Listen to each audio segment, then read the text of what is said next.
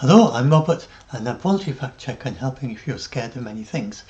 And now, this is about people who sometimes get scared of world leaders, and they think they're like toddlers, like preschoolers. Uh, they think that they haven't got impulse control. Now, this is because some people like Putin and like Xi Jinping, they have rather extraordinary ideology for people in the West. And we don't understand, the ordinary person in the West does not understand why Putin says and does the things he does, why Xi Jinping says and does the things he does. And so they seem very unpredictable. They may seem to have lost impulse control. They have not in the slightest.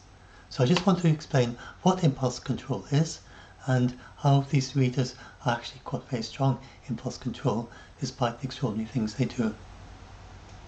So impulse control, kids learn this age about between 3 and 4, 3.5, 3 and 3.5, that kind of age. And before then, if something comes into their mind to just sort of throw something at something, or they rather confuse the parents before they get impulse control. They may promise and they say, I will not do that. And then the next thing, a few minutes later, they're doing it. That's because they've got no impulse control. They haven't mastered this mental facility of impulse control. So they may want to control their impulses, but they don't know how to do it. They just haven't put 2 and 2 together to figure out how to control their impulses. So this happens about age 3, 3.5, that even if they want to control their impulses, they can't. They just find themselves flipping around, throwing things about and so on. And this shows a little class of 3 kids who've all mastered impulse control, and 1 kid who hasn't got it yet. They're looking astonished at this kid who's sort of tumbling around and throwing things around and so on. So that is impulse control, and all adults have mastered, just about all adults have mastered impulse control. Now, what may confuse you is that you may get simulated. So I've got a few sites there about it, but I'm just going to do a little demonstration of simulated loss of impulse control. So I did teacher training at one point, and when I was doing my teacher training, I didn't actually complete it, long story, but I did get as far as the teaching practice, and I was saying things like, and in the United Kingdom anyway, in some parts of the world, then kids are just very, very well behaved, and they just got the tradition that this is at school, you need to go to school, you're school to and this is how you, in some weak economies, especially in places like that. But in the United Kingdom, then even if it's a well-behaved class, you may well have to shout from time to time. So you'd say something like, you at the back, pay attention, or you might shout, stop that, or you really would shout at the top of your voice, and you seem really angry maybe to a naive kid. You just all of you just shut up now and listen, or something like that. Or I'm not quite sure what the teacher would actually say, because it's sometimes since I did it. And you sound very authoritative and just say, stop what you're doing right now. And then they would, I wasn't angry at all. I was just shouting and acting. I wasn't doing method acting. I was simply shouting. So I didn't have to simulate any anger in me. I was just losing a shouting voice. So some people do it with method acting, where they raise anger in their body. But you can just shout, and you look at the teacher, and if you're a little bit more mature, you see they're just smiling or something, but they're pretending to be shouting, and that could be enough. So you have adults who simulate a lack of impulse control. Now, I want to look at so don't get confused by that. They seem to be shouting, they seem to be emotional, they seem to be angry, but they may well just be simulating it. So now, when Putin ordered the invasion of Ukraine, it wasn't out of a lack of impulse control at all. There are a number of news stories that very falsely give the impression that Putin really wanted peace, and he just got totally fed up with it all, said, oh well, let's just invade Ukraine. That is the very opposite of what happened. we have secret intelligence by Russi. These were experts that had access to classified intelligence. They obviously didn't share the intelligence, but they were permitted to share some of the conclusions that they could draw from this intelligence. And they found out that Putin had already decided, at least before the exercises in spring 2021, he had already decided to invade Ukraine. And they think he probably decided in 2020, during the COVID lockdowns, that he was going to invade Ukraine. And he did the 2021 exercises just to test getting things in place, testing how the allies of Ukraine reacted to that, which was not at all. Then that boosted his conclusion. I can invade. He thought he can invade Ukraine. No, they're not going to do anything. And so all that time, and he didn't tell his own generals. He told General Gerasimov, nobody else. His own military generals, top generals that he saw every day, he didn't tell them that he planned to invade Ukraine. And he didn't tell the people around him. He told hardly anyone. Somehow the United States got wind of this, but through their secret intelligence or something, they must have very good intelligence, because hardly anyone in Russia knew. The Russian people didn't know, obviously. Russian soldiers, the Russian generals. And they didn't know until the day of the invasion. When he ordered the generals to invade Ukraine, they had no idea until then that that was his plan. And that might seem very daft, but he thought he had a perfect plan. So I don't want to go into details, so I talk a little bit more detail in this section, but the basic idea he had was to order the generals to attack Ukraine from the north, from the east, and from the south landing from the sea, and to completely overwhelm the Russian government emotionally. So we got Zelensky was very overwhelmed emotionally. He rang up Putin, and we got this actual recording of that, and Zelensky said they're attacking from all directions, from the north, the east, the south. It's total war. And Macron, who'd been trying to get a peace deal, crossed the line with Putin for weeks, and he of course was very despondent at that point. And that's when Macron realized that Putin can't be trusted. So that was the plan, was to completely shock the Ukrainians.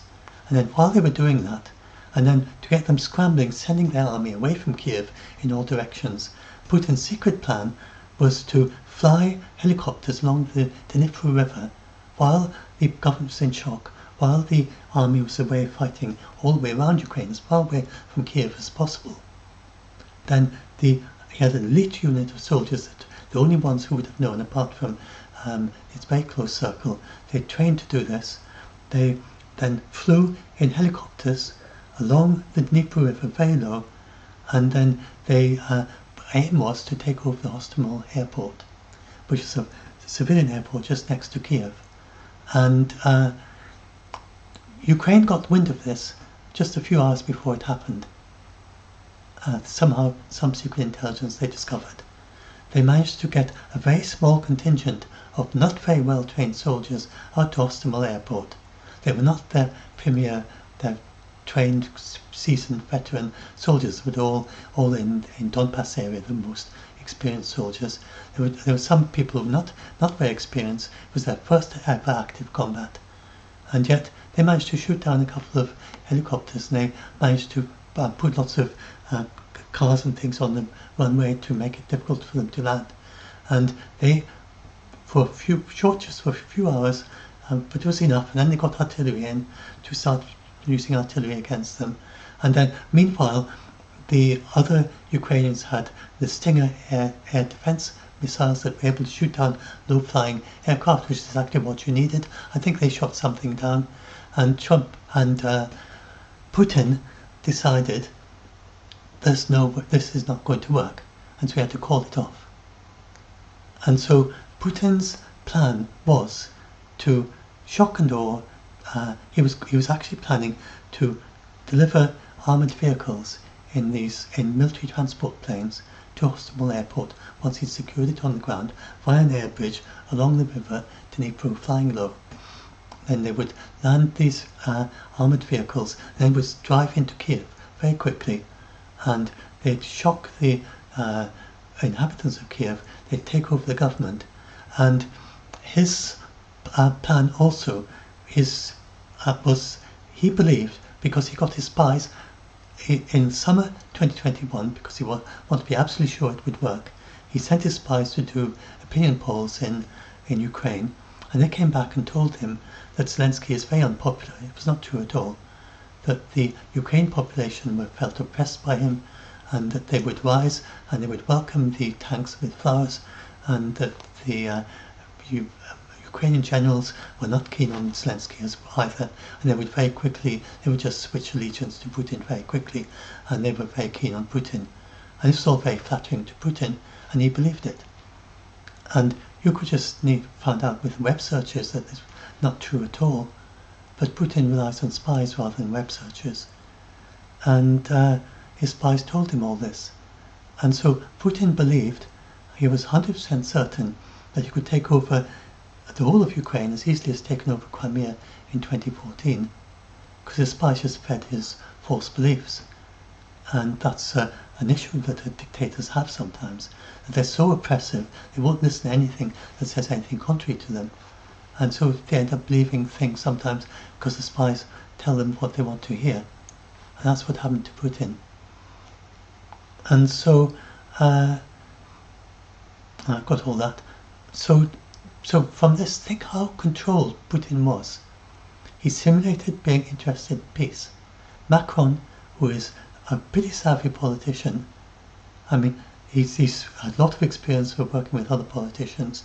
He met with Putin over and over and talked to him, and other politicians from the United Kingdom and from other places, they flew to talk to Putin.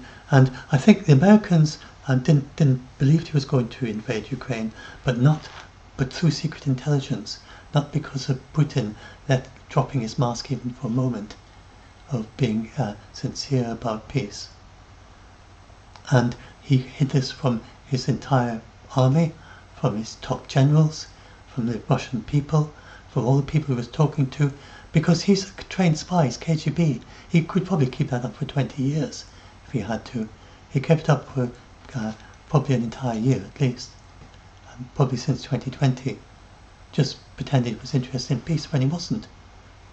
So he is that's the opposite of someone who lacks impulse control. He has an extraordinarily high level of impulse control, such as you would expect of a spy. And then he had no plan B because he was so certain, he thought he'd figured everything out. And so that's why the army was in such, the tanks ran out of fuel and so on, because he had told the generals he was going to invade. And they didn't do the normal, they should have destroyed the entire Ukrainian Air Force. They would have spent a couple of days doing that if it was a proper invasion before they even went in. And they just did a perfunctory, dropping a few bombs on some of the air forces, and most of the very significant, I think more than half Ukrainian jets, fighter jets survived, and Russia never got air control over the Ukrainian airspace, but it could have got that on day 2. All because he was so confident he didn't even run it past his generals. He didn't want them to leak it.